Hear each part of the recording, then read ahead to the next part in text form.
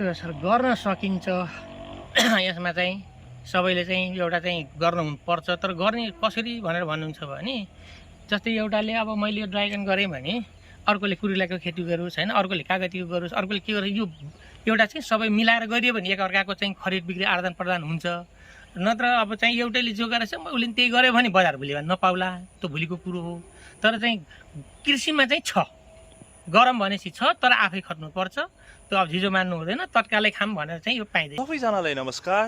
आजको भिडियोमा विशेष गरी एकदमै कम लगानीमा कसरी ड्र्यागन फ्रुट गर्न सकिन्छ एकदम थोरै तपाईसँग जग्गा छ भने पनि एकदम हजुरहरूले हेर्न सक्नुहुन्छ पछाडिको दृश्य पर्यटनलाई लोभ्याउने जस्तो एउटा दृश्य छ फिनिसिङ छ एउटा पनि झार यसमा चाहिँ उम्रिएको छैन।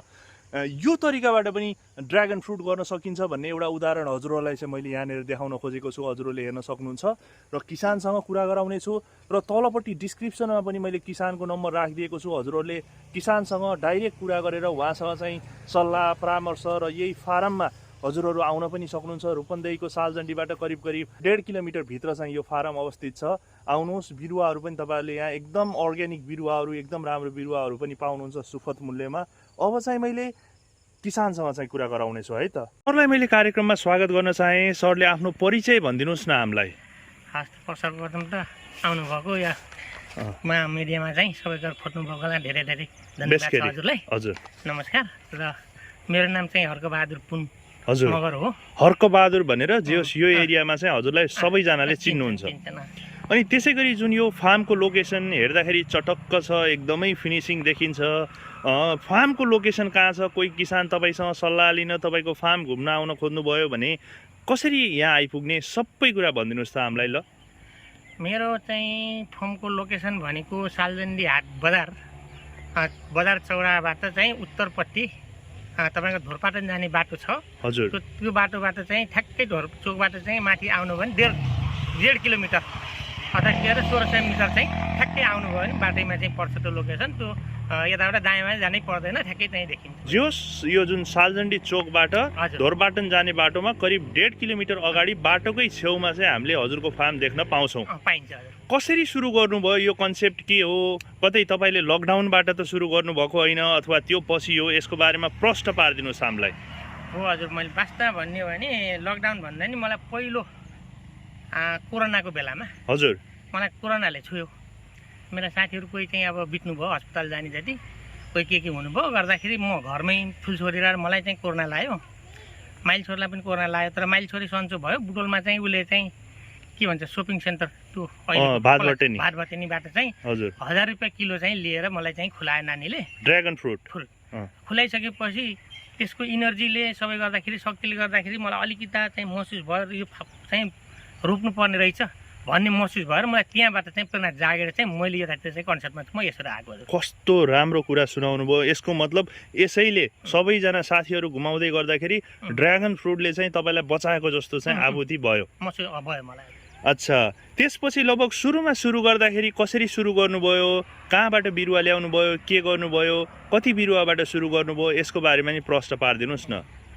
यो चाहिँ एउटा ग्रिन चाहिँ भन्ने यो कोलपुरको चाहिँ हजुर शाखा अफिस रहेछ तिनीहरू चाहिँ घुम्ती टोली प्रत्येक गाउँमा चाहिँ बिरुवा चाहिँ दिने र यसरी चाहिँ काम गर्नुपर्छ भन्दै चाहिँ आएका थिए। मैले यो चाहिँ पहिला पाएको पनि थिएन कहाँ रोप्ने के गर्ने कसरी भन्ने मलाई थाहा थिएन। त्यो घुम्ती टोलीले मलाई चाहिँ अलिकति मैले पहिले खोजिराखेको उनीहरूले केही कुरा जानेर बताइसकेपछि मलाई त पहिल्यैदेखि अलिकति गरौँ भन्ने चाहिँ प्रेरणा थियो। त्यसकारण त्यो टोलीले पनि मलाई चाहिँ अहिले त आएको छैन तिनीहरू कहाँ पुगे थाहा छैन तर सम्पर्क चाहिँ हल्का फुल्का कहिले हुन्छ नत्र त्यसले चाहिँ बिरुवा चाहिँ यसो दिए यसो गर्नुपर्छ भन्ने चाहिँ सबै गरिसकेपछि उनीहरूबाट चाहिँ मैले बिरुवा सिराबाट मगाएको हो। यिनीहरूको अफिस चाहिँ कोलपुर छ। अनि जस्तै सुरुवात गर्दाखेरि पर बिरुवा कसरी ल्याउनु भयो के गर्नुभयो यसको बारेमा नि प्रश्न पारिदिनुहोस्। पहिला लटमा चाहिँ तपाईँ यो रातो चाहिँ यो के फलको यो चाहिँ तपाईँको यो रातो चाहिँ को हो बिरुवा हो हजुर हजुर है यो चाहिँ 350 को दरले चाहिँ परेको छ। यो बिरुवा यो चाहिँ अहिले चाहिँ फल पाक्ने तयारी छ।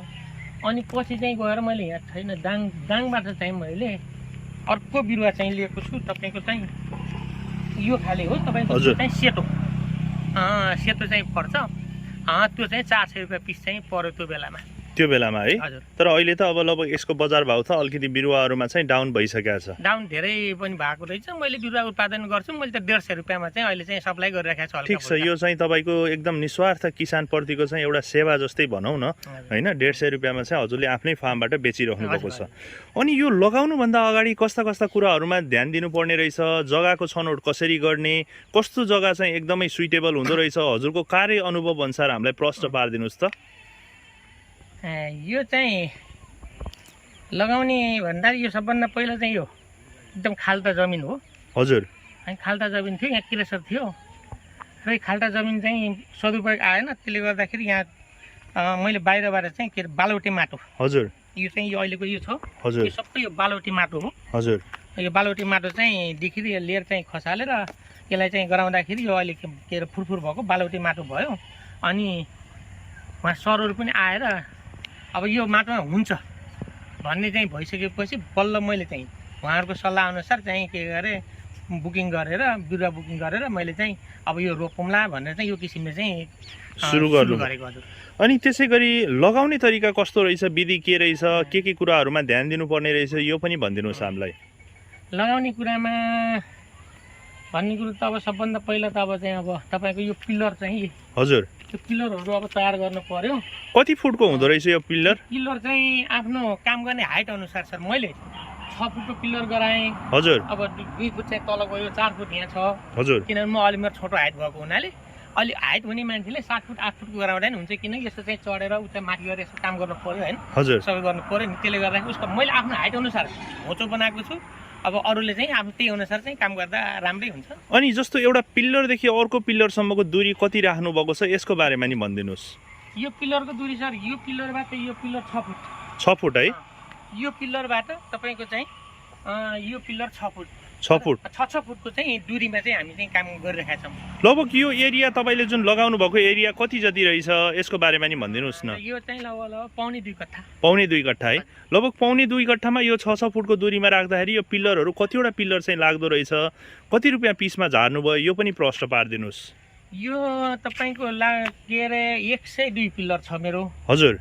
यो पिल्लर चाहिँ घरमा चाहिँ मेरो परिवार म र मेरो ठुलो भान्जाले नै के घरमै आफै चाहिँ तयार गर्नुभयो। तयार गरेको हो। अनि तयार गर्दाखेरि तपाईँको यताबाट गर्दाखेरि सबै चाहिँ गर्दाखेरि यो चाहिँ लगभग एउटा चाहिँ पिल्लर चाहिँ 1000 को हाराहारीमा पुगेछ। हजुर। अनि गएर तपाईँको पछि चाहिँ त्यहाँबाट माटो बगायो मेरो बिचमा। हजुर। के अरे माटो बगाइसकेपछि माटोलाई फेरि रोकथाम गर्नको लागि यो चाहिँ एउटा ब्लक बनाएँ आफै, यो घरमै हामी मिलेर गरायौँ। हजुर। यो एउटा ब्लकको तपाईँ 40 रुपियाँदेखि 48-46 को हाराहारीमा चाहिँ सरदरमा परेको छ। अनि यसको मतलब कोही किसानहरूले यस्तो खेती गर्दै हुनुहुन्छ भने सकेसम्म आफ्नै डिजाइनमा पिल्लर र यस्तो खाले ब्लक बनाउनु भयो भने केहीसम्म बलियो पनि हुने र सस्तो पनि पर्ने हजुरले चाहिँ सल्लाह दिन चाहनुहुन्छ। हजुर हजुर त्यो चाहिँ हो। हजुर। अनि लगभग हजुरले जस्तो लगाइसकेपछि लगाउँदै गर्दाखेरि कस्ता कस्ता रोगहरू देखिए, अनि के कुरामा चाहिँ तपाईँले ध्यान दिनुपर्ने भयो, यो सबै कुरा नलुगाइकन भनिदिनुहोस् त हामीलाई। लगाउँदाखेरि सर सबभन्दा पहिला अब मानौँ यहाँबाट बिरुवा हजुर यहाँसम्म पुग्ने बेलासम्म तपाईँको यस्तो मुना हुन्छ यो। हजुर। यो मुना हुन्छ यो मुनामा पनि तपाईँको अहिले चाहिँ लगभग किम्ला छ। हेर्नुहोस् ए हजुर हजुर। यो किम्ला लिएर अनि एउटा तपाईँको चाहिँ एउटा बित्ता नाप्ने किरा हुन्छ है। हजुर। त्यो किराले खाइदिन्छ है सबभन्दा पहिला चाहिँ त्यो हुन्छ। त्यसपछि चाहिँ यो माथि पुगिसकेपछि र भएपछि यसलाई चाहिँ एउटा फङ्गस भन्ने चाहिँ एउटा रोग लाग्छ तपाईँको यो कर्कलो जस्तो चाहिँ कुनी। हजुर। त्यो रोग लाग्छ, त्यसलाई चाहिँ यस्तो चाहिँ मैले चाहिँ के अरे छुरीहरूलाई होइन चक्कुलाई चाहिँ मैले चाहिँ सेनिटाइजर गरेर तपाईँको यो चाहिँ फालेर यसमा चाहिँ तपाईँको चाहिँ एउटा साफ भन्ने चाहिँ एउटा दबाई पाइन्छ फङ्गसको लागि मात्रै।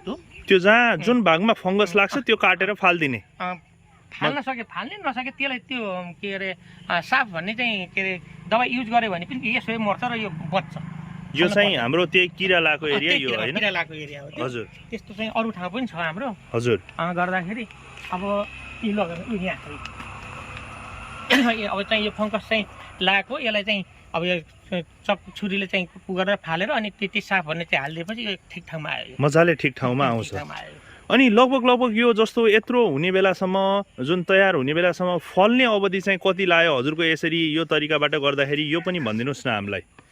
यो मलाई त कम्पनीले तपाईँ 2 वर्षको टार्गेट दिएको हो एउटा के अरे फल्छ भन्ने चाहिँ बिरुवा। हजुर मैले चाहिँ युट्युबमा हेरेको थिएँ हाम्रो पश्चिमतिर डाङको चाहिँ लोकेन्द्र विष्ट सरको। हजुर र यतातिर चाहिँ यो चितवनमा एउटा गङ्गामया भन्ने चाहिँ लेडिज हुनुहुँदैछ, उहाँले पनि गरेको मैले युट्युबमा हेरेको थिएँ। हजुर त्यसले गर्दाखेरि त्यो किसिमले चाहिँ गरेर चाहिँ 2 वर्षको टार्गेट हो यो।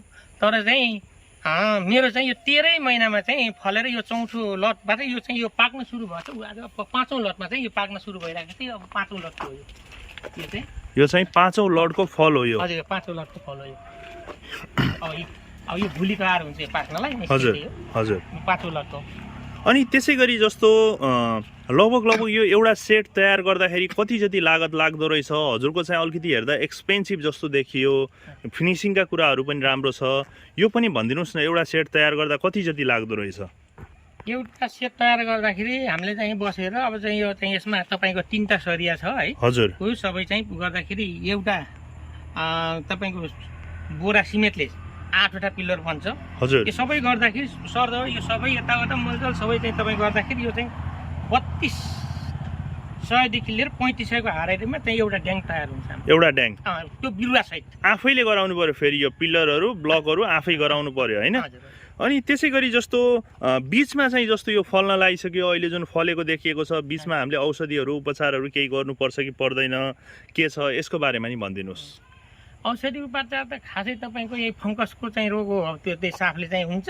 हजुर अब तपाईँको जस्तै अब किम्ला लाग्छ यसलाई है, अति किम्ला लाएर मैले यहाँ यस्तो राम भन्ने एउटा चाहिँ चक पाइन्छ। हजुर त्यो चक लगाइदिएछु। चक लगाउँदाखेरि तपाईँको किम्लाहरू चाहिँ त्यो भाग्छ, भाग्ने मर्ने गर्दो रहेछ चकले गर्दाखेरि। चक छोइदिने मात्र त्यहाँ हैन? छोइदिने मात्र यता छुनी। हजुर एउटा बहिनीलाई मैले सोधेको थिएँ, उहाँले चाहिँ तपाईँको चाहिँ निम आइल हजुर स्प्रे गर्नु न दाजु भनेर भन्नुभएको थियो। हजुर अब मैले त्यो चाहिँ सम्भव देखेन कि अहिले पनि छ ल किम्ला हेर्नुहोस् त यहाँ यो सब खाइदिन्छ यो कमिलाले। कमिलाले चाहिँ उ गर्छ, त्यसले गर्दाखेरि अब यसलाई चाहिँ ठ्याक्क ल्याएर तपाईँको चाहिँ अब चकले चाहिँ उ गऱ्यो भने त्यो किम्ला अटोमेटिक हट्छ। अनि लगभग हजुरहरूले यो फार्मबाट कोही किसानहरू आउनुभयो, केही गर्नुभयो भने बिरुवाहरू वितरण गर्नुभएको छ कि छैन? अनि कस्तो कस्तो कलरहरूको बिरुवाहरू छ, के छ यसको बारेमा नि भनिदिनुहोस्। बिरुवा मैले हल्का फुल्का चाहिँ वितरण गरेका थिएँ। एउटा चाहिँ ड्रागन फ्रुट फर्मकै साथी हो भन्थ्यो, अहिले त नाम पनि मलाई त छैन, त्यो मोबाइलमा चाहिँ छ। त्यो तपाईँको के अरे यो देवडा नगरपालिका हजुर मा चाहिँ लगेको हो। उनले चाहिँ बिरुवा चाहिँ लए। अब बेचेनन् मलाई थाहा छैन, केही पैसा उहाँले दिनुभएको थियो, केही पैसा दिन बाँकी छ, दिनु होला भन्ने चाहिँ मैले आशा राखेको छु। जोस् तपाईँलाई यस्तो मतलब सामान्य कम लगानीमा गर्दाखेरि पनि किसानलाई चाहिँ ठगेको पनि हामीले भेटाइयो यो फार्ममा होइन? हजुरले काम गर्दै गर्दाखेरि त्यो भेटाइयो भन्दा नि अब चाहिँ महसुस हल्का फुल्का भएको छ, त्यस्तो खासै त होइन, दिनु होला नि।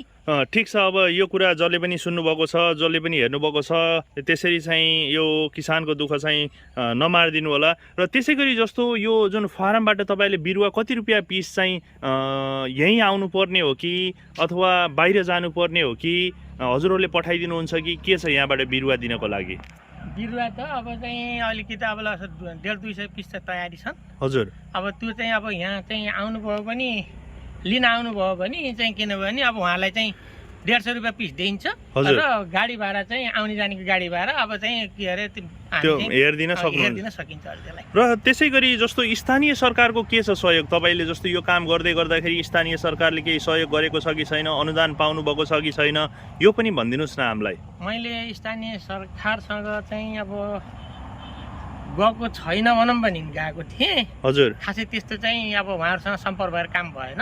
हजुर गर्दाखेरि उहाँबाट पनि त्यति चाहिँ आश देखिएन। मैले आफ्नै चाहिँ लगानी आफ्नै तरिकाले काम गरिराखेको छु। अब चाहिँ त्यस्तो सहयोग चाहिँ होला जस्तो पनि लागेको छैन, मैले आशा पनि गरेको छैन। जोस् यो अनुदानको पछाडि चाहिँ नलागौँ, आफै गरौँ, गर्दाखेरि आएर दिन्छन् भने नाइ भन्दिनँ, तर अब त्यहाँ गएर एकचोटि भन्दाखेरि खासै सुने जस्तो चाहिँ लागेन तपाईँलाई? लागेन, नलागेपछि मलाई त सरकार जस्तो मैले मानेन। अनि अन्त्यमा के भन्न चाहनुहुन्छ? जस्तो कृषि चाहिँ एकदमै डुबेको छ, ड्र्यागन फ्रुट भनेको अहिलेको चाहिँ एकदम भ्रम हो, यसको पछि नलाग्नुहोस्, यो चाहिँ बिक्री हुँदैन भनेर चाहिँ धेरैजनाले भनेका छन् कि।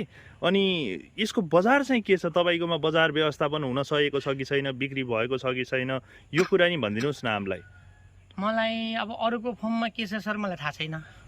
मेरो फर्ममा चाहिँ अहिले चाहिँ बिक्रीको कुरा त मलाई त अग्रिम तपाईँको चाहिँ लब चाहिँ कि अघि पनि एउटा भाइ आइपुग्नु भएको थियो त्यहाँ हजुर तपाईँको चाहिँ अग्रिम चाहिँ के अरे यो चाहिँ लट्न पाक्यो भने मलाई पनि है भन्ने चाहिँ यस्तो चाहिँ भइरहेको छ। मैले त बजारको लागि मलाई टेन्सनै छैन सर, टेन्सन छैन होइन।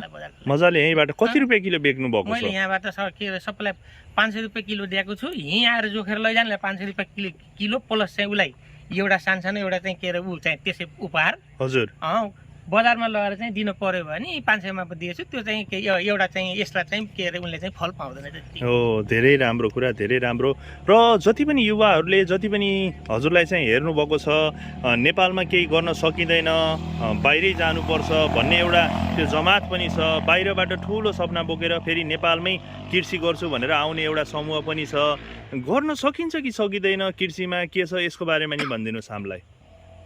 यस्तो छ सर, गर्न सकिन्छ। यसमा चाहिँ सबैले चाहिँ एउटा चाहिँ गर्नुपर्छ, तर गर्ने कसरी भनेर भन्नुहुन्छ भने जस्तै एउटाले अब मैले यो ड्रागन गरेँ भने अर्कोले कुरिलाको खेती गरोस् होइन, अर्कोले कागतीको गरोस्, अर्कोले के गरोस्। यो एउटा चाहिँ सबै मिलाएर गरियो भने एकअर्काको चाहिँ खरिद बिक्री आदान प्रदान हुन्छ। नत्र अब चाहिँ एउटैले जो गरेछ उसले त्यही गर्यो भने बजार भोलि नपाउला, त्यो भोलिको कुरो हो। तर चाहिँ कृषिमा चाहिँ छ, गरम भनेपछि छ, तर आफै खट्नुपर्छ।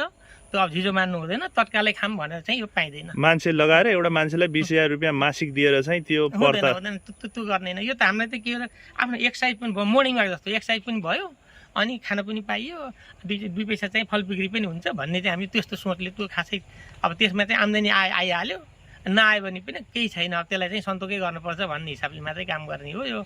तर जो चाहिँ कृषिमा चाहिँ छ, गर्न सकेपछि छ, स्वास्थ्यको लागि राम्रो हुन्छ। अनि घरमा चाहिँ सबैले सहयोग गर्नु भएको छ हजुरलाई यो काममा? घरमा त सबभन्दा सहयोग त अब मेरो चाहिँ अब परिवार, अब श्रीमती र यो एउटा थुप्रा पनि ढाड चाहिँ राख्न नदिने श्रीमती हो। म त अलिकति यताउता नै गरिरहेको छु। हजुर ठुलो चाहिँ देन त मेरो श्रीमतीकै छ। श्रीमतीकै छ है। हुन्छ सर, हजुरलाई धेरै धेरै धन्यवाद। फेरि आउने दिनमा हजुरसँग फेरि भेट्नेछौँ। आजलाई चाहिँ हामी बिदा हुन्छौँ। हस् त, नमस्कार। हवस् सर, हजुरलाई पनि नमस्कार।